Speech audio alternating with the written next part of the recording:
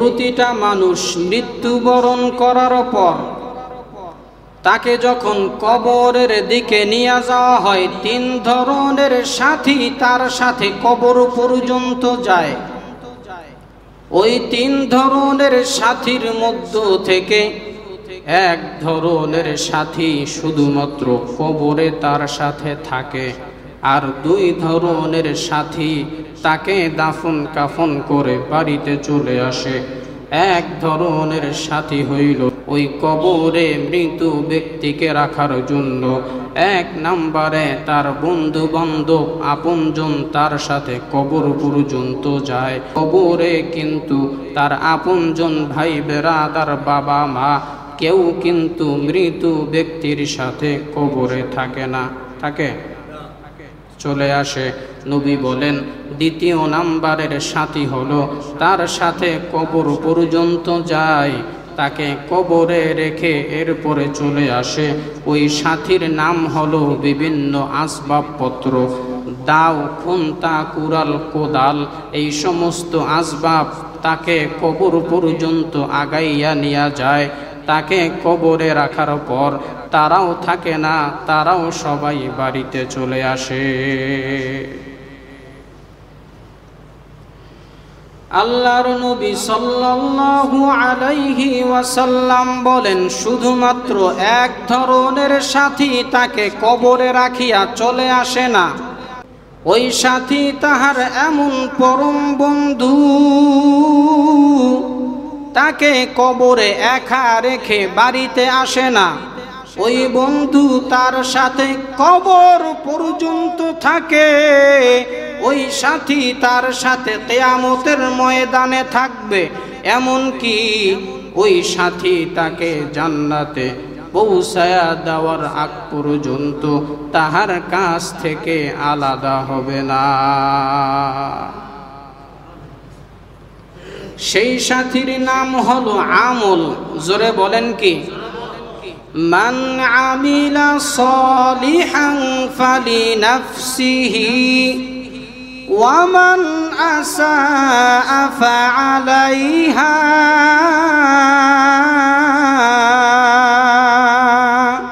আল্লাহু আকবার। কবর জগৎ বলতে কিছু একটা আছে, যারা আমরা মুসলমান ইমানদার বিশ্বাস করতে হবে। কেউ যদি বিশ্বাস না করে যে কবর জগৎ বলতে কিছু নাই, তাহলে নিশ্চিতভাবে ধরে নিতে হবে সে আর মুসলমানের কাতারে থাকবে না, সেই বেঈমানদের খাতায় নাম লেখায়া দিবে। যেমন কিছু নাস্তিক, যেমন আহমদ শরীফ নামে একজন নাস্তিক ছিল, মারা গেছে।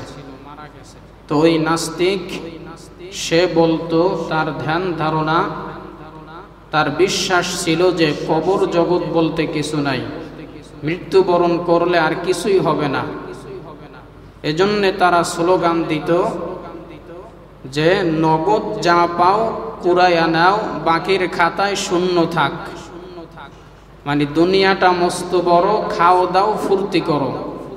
কারণ দুনিয়া যতদিন চক্ষু খোলা আছে ততদিনই আছে, কিন্তু চোখ বন্ধ হয়ে গেলে আর কিছু নাই। হুজুররা, টুপিওয়ালা, উলামায়ে কেরাম যা বলে, যা বয়ান করে সব মিথ্যা, নাউজুবিল্লাহ। এজন্যে সে মৃত্যুবরণ করার আগে আহমদ শরীফ নামের ওই নাস্তিক সে ওসিয়ত করে গেছে যে আমার লাশটা কবরে দাফন দিবা না, আমার লাশটা হাসপাতালে দান করে দিবা। কারণ তার বিশ্বাস কবর জগৎ বলতে কিছু নাই, সব মিথ্যা, কবরে কিছু হবে না। আর একজন নাস্তিক তসলিমা নাসরিন, সবাই বলেন বেশ্যা তসলিমা নাসরিন। কি বেশ্যা বলেন না? বেশ্যা তসলিমা নাসরিন। কারণ যেই মহিলা কোরআনের বিরুদ্ধে কলম ধরে সে সভ্য কোনো মহিলা হতে পারে না, সে বেশ্যা ছাড়া দ্বিতীয় আর কিছু না। কারণ যে নিজের চাচার সাথে রাত কাটাইছে, সে নিজের বইয়ের ভিতরে লেখছে আমি আমার চাচার সাথে রাত্র কাটাইছি, তাহলে সে কি ভালো না বেশ্যা? তো সেও এখনো মরে নাই, আছে। তো সেও ওসিয়ত করছে যে আমার লাশটা কবরে দাফন দিবা না, আমার লাশটা হাসপাতালে দান করে দিলাম আমি মরার আগেই। তাহলে কিছু নাস্তিক এরকম আছে বেঈমান, যারা কোরআন মানে না, হাদিস মানে না, এরা বলে যে দুনিয়াতেই আমাদের সব কিছু শেষ, মৃত্যুবরণ করলে পরকালীন জগৎ, কবরের জগৎ বলতে আর কিছু নাই। নাউজুবিল্লাহ। আর আমরা যারা মুসলমান আছি, আমরা বিশ্বাস করি আমাদের মরার পরে এমন এক জগৎ কবরের মাধ্যমে শুরু হবে, যেই জগতের শেষ হবে না, শুরু আছে আর কোনোদিন শেষ হবে না। ওই জগতের শুরুটাই হলো কবরের মাধ্যমে শুরু হবে। এটা আমাদের মুমিন মুসলমান আমরা যারা আছি, এটা আমাদের বিশ্বাস। কি আমরা বিশ্বাস করি তো?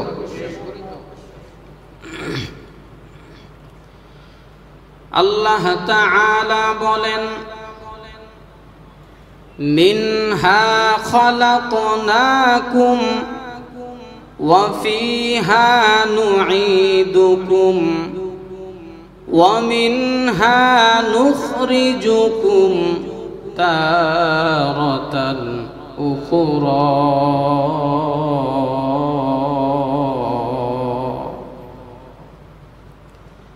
আল্লাহ তাআলা বলেন, আমি আল্লাহ তোমাদেরকে মাটির দ্বারা বানাইলাম, আবার মাটির ভিতরেই ঢুকাইয়া দিব। তাহলে নাস্তিকেরা বলে, বেঈমান বিধর্মীরা বলে কবর জগতে কিছু নাই, কবর জগৎ বলতে কিছু নাই। আর ওদিকে আমার আল্লাহ বলে, মাটি দ্বারা বানাইলাম, আবার মৃত্যু বরণ করার পরে আমি আল্লাহ মাটির ভিতরেই তোমাদেরকে ঢুকাইয়া দিব।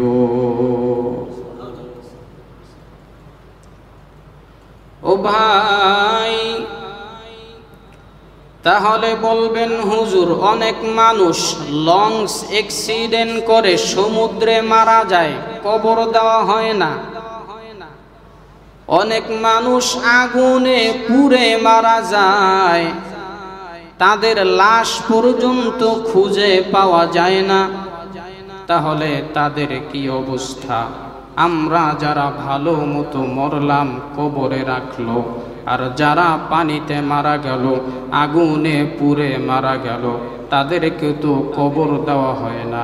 তাহলে তাদের অবস্থাটা কি হবে? তাদের কবর কোথায়? আল্লাহর নবী বলেন, যে যে অবস্থায় মারা যাক না কেন, যে যেখানে মারা যাবে, ওই জায়গাটাই তার জন্য কবর। ওখানে আমার আল্লাহ তার সমস্ত কিছু একত্রিত করে তাকে আবার নতুন জীবন দিয়া ফেরেশতারা ওই জায়গাতেই তাকে প্রশ্ন করবে। যেমন ফেরাউনের লাশ মিশর জাদুঘরে আছে, কাঁচের গ্লাসের ভিতরে আটকানো, বলা হয় ওই জায়গাটাই কেমন জানি ফেরাউনের কবর। আল্লাহ তাআলা বলেন, মাটির দ্বারা বানাইলাম, আবার মাটির ভিতরে ঢুকাইয়া দিব।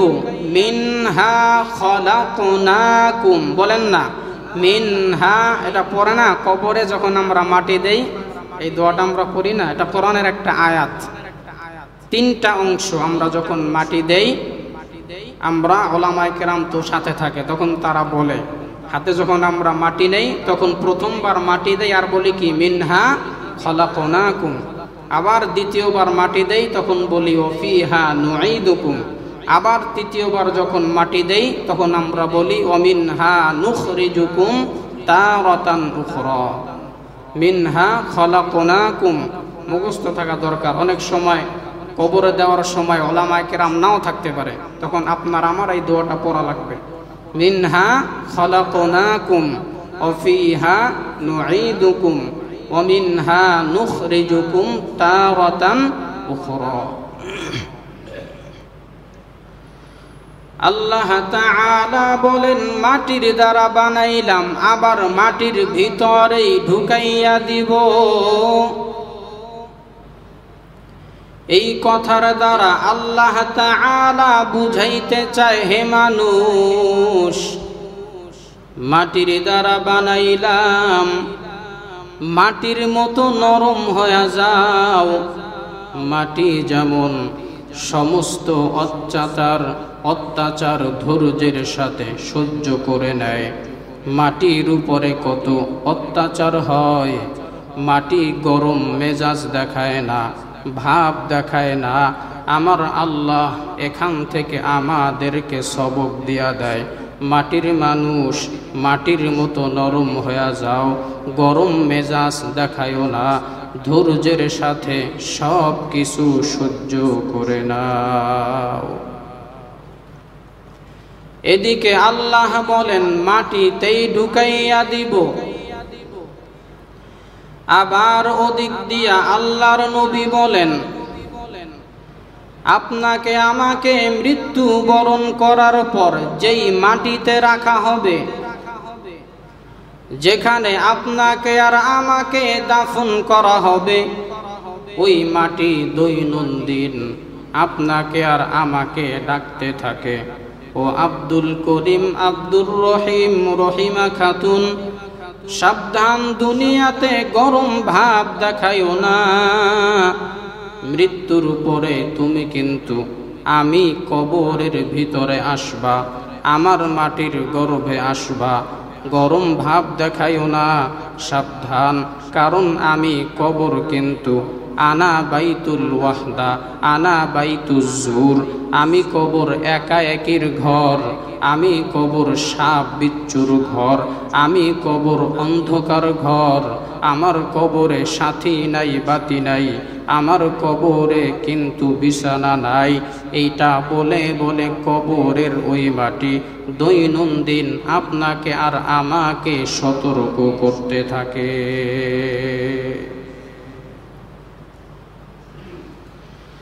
কবরের মাটি দৈনন্দিন আপনাকে আর আমাকে সতর্ক করে, সাবধান,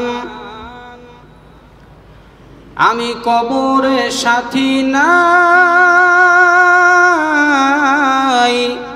আমার কবরে বাতি নাই, সাথীহীন বাতিহীন বিছানাহীন হইলাম আমি কবর।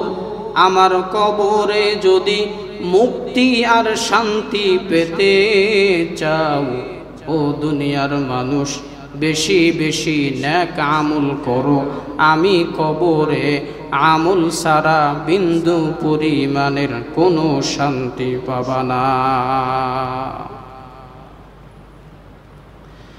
এই জন্য প্রতিটা মানুষ মৃত্যুবরণ করার পর তাকে যখন কবরের দিকে নিয়ে যাওয়া হয়, 3 ধরনের সাথী তার সাথে কবর পর্যন্ত যায়।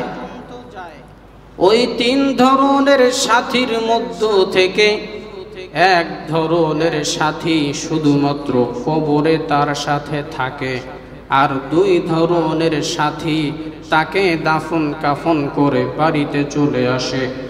এক ধরনের সাথী হইল, নবী বলেন, ওই কবরে মৃত ব্যক্তিকে রাখার জন্য 1 নম্বরে তার বন্ধু বান্ধব আপনজন তার সাথে কবর পর্যন্ত যায়, কিন্তু কবরে কিন্তু তার আপনজন ভাই বেরাদার বাবা মা কেউ কিন্তু মৃত ব্যক্তির সাথে কবরে থাকে না, থাকে, চলে আসে। নবী বলেন 2 নম্বরের সাথী হলো তার সাথে কবর পর্যন্ত যায়, তাকে কবরে রেখে এরপরে চলে আসে। ওই সাথীর নাম হলো বিভিন্ন আসবাবপত্র, দাও, খুন্তা, কুড়াল, কোদাল, এই সমস্ত আসবাব তাকে কবর পর্যন্ত আগাইয়া নিয়ে যায়। তাকে কবরে রাখার পর তারাও থাকে না, তারাও সবাই বাড়িতে চলে আসে। আল্লাহর নবী সাল্লাল্লাহু আলাইহি ওয়াসাল্লাম বলেন, শুধুমাত্র 1 ধরনের সাথী তাকে কবরে রাখিয়া চলে আসে না। ওই সাথী এমন তার বন্ধু, ওই সাথী তাহার এমন পরম বন্ধু,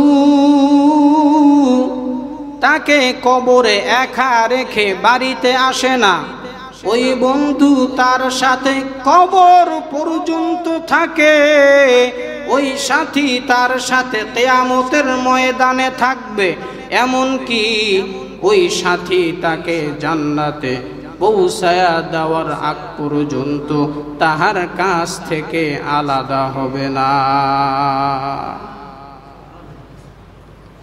সেই সাথীর নাম হলো আমল। জোরে বলেন কি?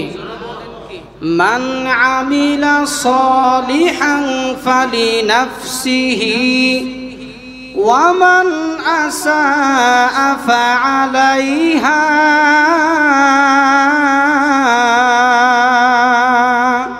আল্লাহু আকবার। সেই সাথীর নাম হলো আমল। এজন্যই কবরের মাটি বারবার ডাক দিয়া বলে, ও মানুষ, আমি কবর একা একির ঘর, আমি কবর সাপ বিচ্ছুর ঘর, আমি কবর বিছানাহীন ঘর, আমার কবরে কোনো সাথী নাই, আমার কবরে বাতি নাই। আমি কবরে সাথী হবে, বাতি হবে একমাত্র তোমার আমল। এজন্যে ভাই, আজকে ওই আমল বাদ দিয়া দুনিয়ার কাকে বন্ধু বানাইলা? আজকে দুনিয়ায় যাদেরকে আপনি আর আমি বন্ধু বানাইলাম, একটু যদি স্বার্থে আঘাত লাগে দুনিয়াতেই দেখা যায় বন্ধু কাছে থাকে না, চলে যায়।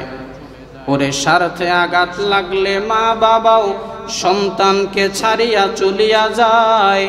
ওরে আদরের ভাইও স্বার্থে আঘাত লাগলে চলে যায়।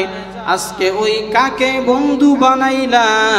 আজকে আমলটাকে বন্ধু বানাইতে পারলা না। ও বাবা, যদি আমলটাকে আজকে বন্ধু না বানাও, ওই কবরে কিন্তু কোনো উপায় থাকবে না। অন্ধকার ঘর, সাপ বিচ্ছুর ঘর, পোকা মাকড়ের ঘর, ওই কবরে আমল ছাড়া কোনো সাথী হবে না। ভাই যাবে না, বাবা যাবে না, মা যাবে না, বোন যাবে না, বন্ধু বান্ধব কেউ কিন্তু যাবে না। অতএব বাবা, ওই কবরে শান্তি পেতে হলে এখন থেকেই আমলকে বন্ধু বানাও, নামাজকে বন্ধু বানাও, রোজাকে বন্ধু বানাইয়া নাও, আমলগুলি ভালো মতো করো।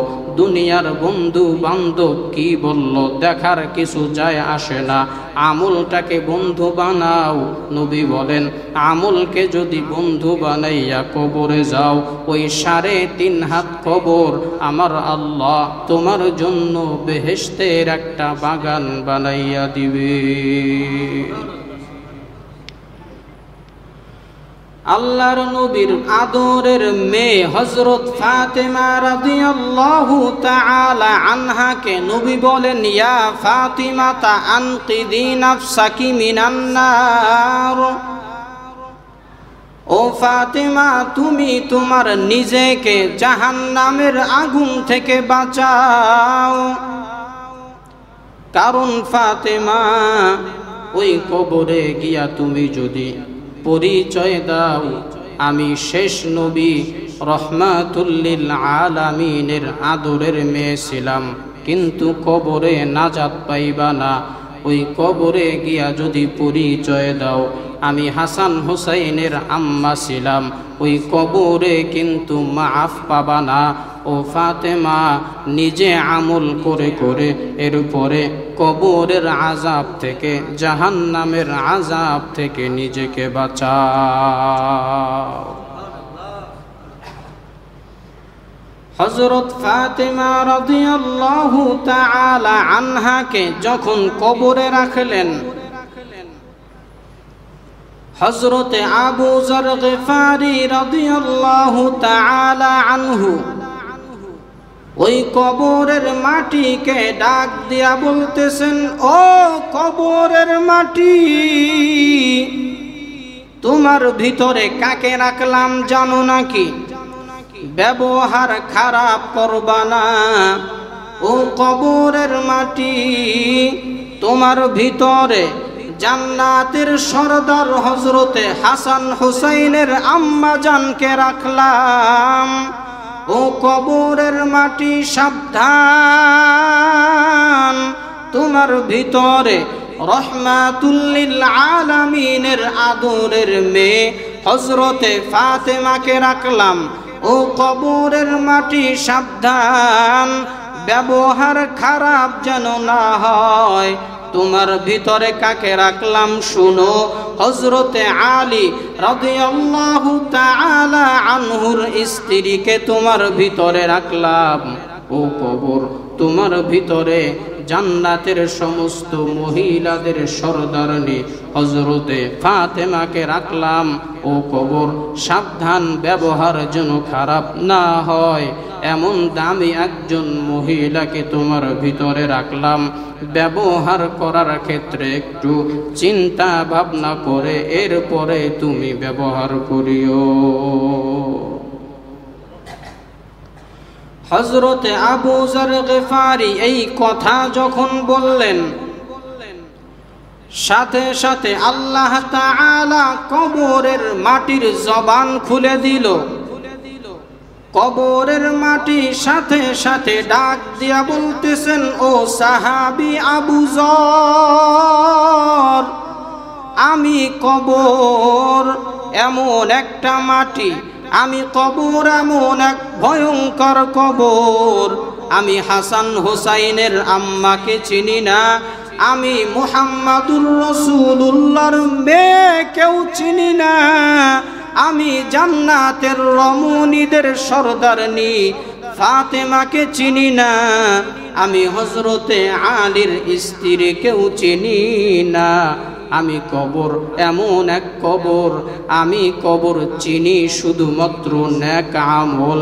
নেক আমল নিয়ে আমার এখানে যে আসবে তার সাথে ব্যবহার ভালো হবে, আর নেক আমল নিয়ে যদি কেউ না আসে আমি তাকে বিন্দু পরিমাণ ছাড় দিব না। এজন্যে ভাই, ওই কবর কিন্তু বড় ভয়ঙ্কর কবর। ওই কবরে কাউকে ছাড় দিবে না যদি নেক আমল না পায়। নেক আমল না পাইলে কবর বড় ভয়ঙ্কর হয়ে যাবে, আর নেক আমল যদি পায় ওই কবর আপনার আমার জন্য বেহেশতের বাগান হয়ে যাবে। নবী বলেন, আল মাইয়িতু ফি কবরিহি جاء القرآن عند رأسه والصلاة عن يمينه والشمال عن صيامه وبلاد الحسنات عند رجليه। নবী বলেন, ওই কবরে যদি মুক্তি পেতে চাও চার জিনিসকে বন্ধু বানাইয়া নাও। চারটা জিনিসকে যদি বন্ধু বানাইতে পারো তোমার আমার কবর হয়ে যাবে জান্নাতের বাগান। আর কবরে আপনি আর আমি ঢোকার সাথে সাথে এমন একটা ঘুম দিব, জান্নাতি পরিবেশের ঘুম, কিয়ামতের আগ পর্যন্ত ওই ঘুম আর শেষ হবে না। কয় দলকে বন্ধু বানাবো? চার জিনিসকে বন্ধু বানালে কবরে শান্তি। কয় জিনিস? চার জিনিস। এক নাম্বার, নবী বলেন, আপনাকে আর আমাকে যখন কবরে রাখবে তখন মাথার দিক থেকে ফেরেশতা আসবে প্রশ্ন করার জন্য। তখন আপনার আর আমার মাথার দিক থেকে ফেরেশতার প্রশ্নের জবাব দেওয়ার জন্য আপনাকে আর আমাকে ঘুম থেকে জাগানো হবে না। আপনি আর আমি দুনিয়াতে যাকে বন্ধু বানিয়েছি ওই চার জিনিসের এক জিনিস আপনার আর আমার মাথার কাছ থেকে দাঁড়ায়া যাবে, বলবে, সাবধান, আমার বন্ধুকে জাগাইবা না, শান্তিতে ঘুমাইতে দাও, প্রশ্ন যা আছে আমাকে করো, আমি আমার বন্ধুর পক্ষ থেকে সমস্ত প্রশ্নের জবাব দিয়া দিব। সুবহানাল্লাহ। নবী বলেন, যা আল কুরআনু ইনদা রাসি, এক নাম্বার বন্ধু আপনার মাথার কাছ থেকে দাঁড়ায়া যাবে, তার নাম হলো কোরআন। জোরে বলেন কি?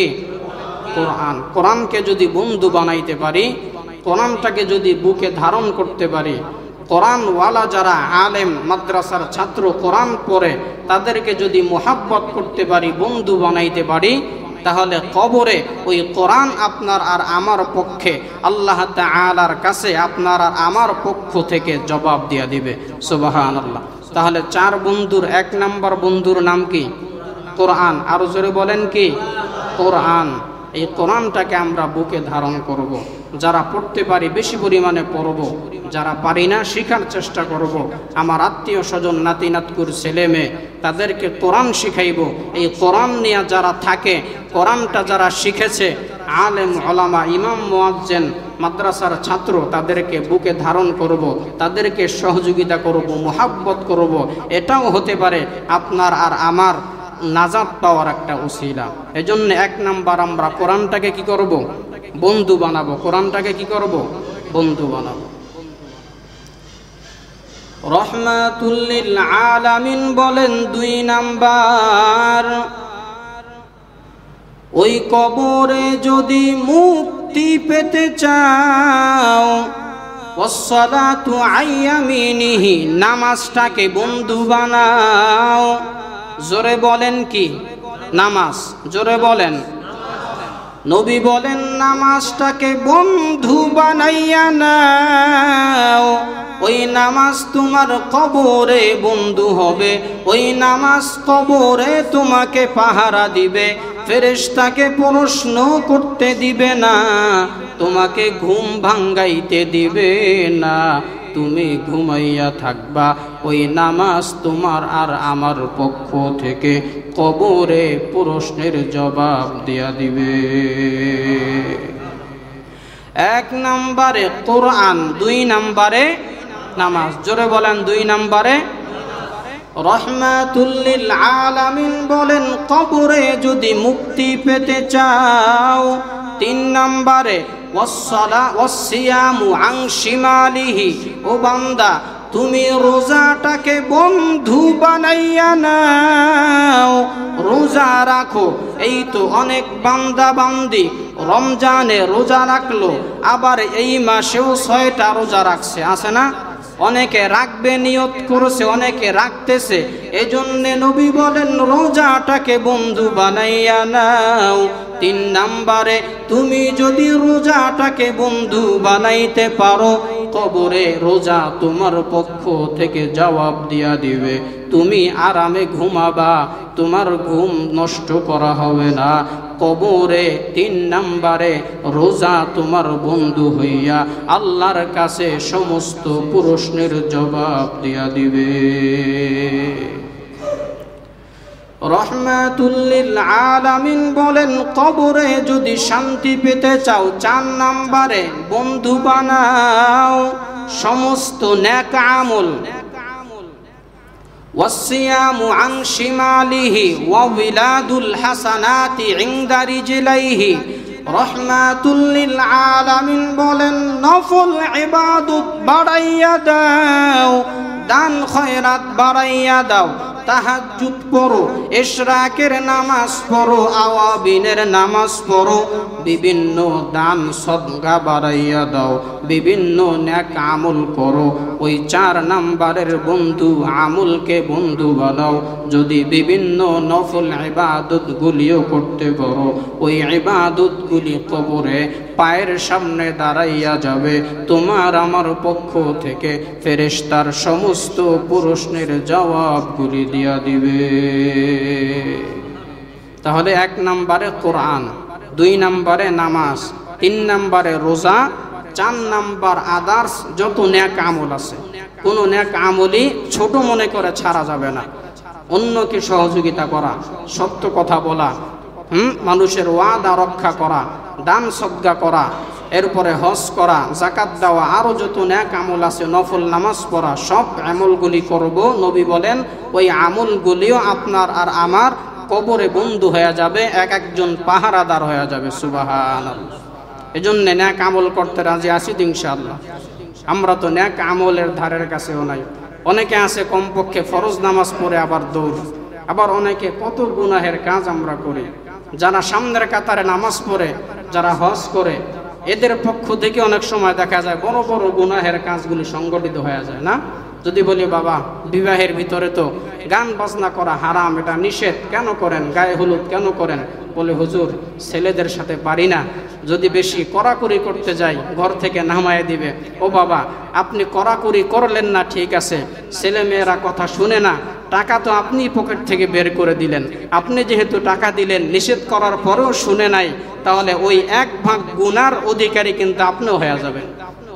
এজন্যে যেই যুবক ভাইরা গান বাজনা করে বিবাহের ভিতরে, আমি যদি পারতাম আমার সামনে আসেন, আমি পাও ধরি আপনাকে, আমি বলি বাবা, পাও ধরে বলি বাবা আপনি এ কাজ করিয়েন না।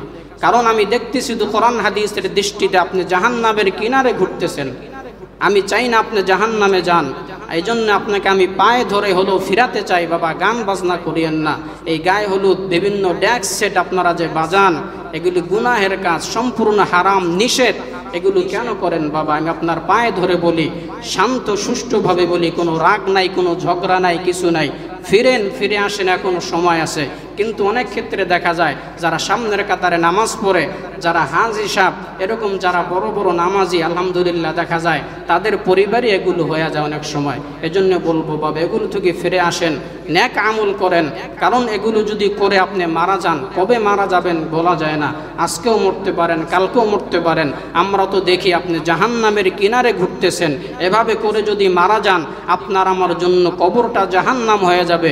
এজন্য পায়ে হাত রেখে বলি, রাগ করবেন না, খবরদার। কোনো মারামারি নাই, ঝগড়া নাই, হিংসা নাই, কিছুই নাই। আপনার পায়ে হাত রেখে বলি, নবীর সেই আদর্শের দিকে তাকাইয়া বলি, এই গান বাজনা ছেড়ে যান, নেক আমল বাড়াইয়া দেন। আল্লাহ কবরে আপনাকে আর আমাকে মুক্তি দান করবেন ইনশাআল্লাহ। আল্লাহ বুঝার তৌফিক দান করুক, বলেন আমিন। এজন্যে ভাই 4 জিনিসকে বন্ধু বানাও। 1 নম্বরে কোরআন, 2 নম্বরে নামাজ, 3 নম্বরে রোজা, 4 নম্বরে আদার্স যত নেক আমল আছে, ওই আমলগুলি বন্ধু বানাইয়া কবরে যাও। কারণ ওই কবর বড় ভয়ঙ্কর। আমরা যত ঘটনার দিকে তাকাই, কত মানুষদের কবরে আযাব আমরা দেখি, কত মানুষদের কবরে সাপ দেখা যায়। পেপার পত্রিকায় খবরে অনেক সময় আসে, যত মানুষের কবরে আযাব, আগুন আর সাপ বিচ্ছু দেখা যায়। একজনও খোঁজ নিয়া দেখবেন কোন নামাজি ভালো মানুষের কবরে আযাব দেখা যায় না। সব হলো বেনামাজি, বেআমলওয়ালাদের কবরে এই অবস্থা।